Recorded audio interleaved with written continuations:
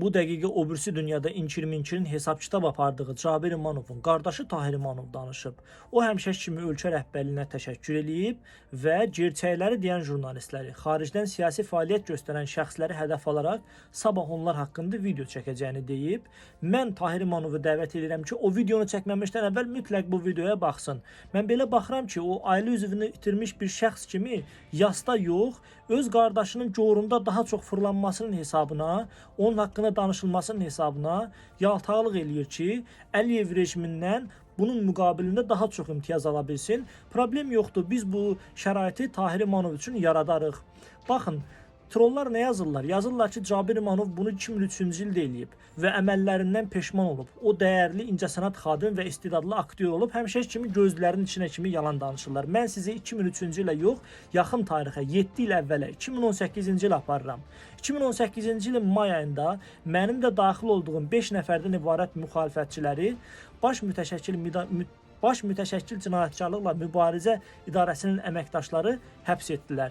Biz həbsimiz zamanı sizin ağlınıza gələn və gəlməyən işgəncələrə məruz qaldıq. Mən o qrupa daxil, indi ictimai siyasi həyatda olmayan, ona görə də adını çəkə bilməyəcəyim bir adamın başına gələnləri sizə danışacağım.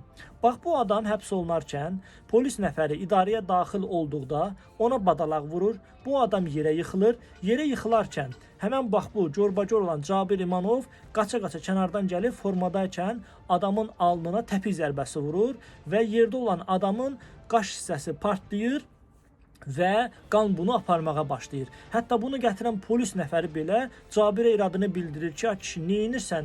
Elə vur ki, yavaş vur da gözü düşəcək yerə, cibinə qoyub aparacaq bunun gözünü. Və bundan sonra Cabir İmanov həmən adamı söyüşlərlə, təhqirlərlə yerdə təpişləməyə davam eləyib. Mənim bu sözlərim havadan deyil. Cabir İmanovun qardaşı Tahir İmanov. Mənim əlimdə məhkəmə ifadələri var. 2018-ci ilin noyabr ayında başlamış Bakı Ağır Cinayətlər Məhkəməsində davam etmiş məhkəmə prosesinin məhkəmə qərarı var və o adamın adını açıqlamadan ki, ona problem yaranmasın, mən bu məhkəmə ifadələrini sənin o sabahki videonun nəticələrindən asılı olaraq büküb sənə təqdim eləyə bilərəm. Əgər sən belə istəklisənsə və qardaşının cinayətlərinin faktlarının daha çox ictimaiyyətə təqdim olunmağını istəyirsənsə, buyur davam elə, biz də davam eləyəcəyik.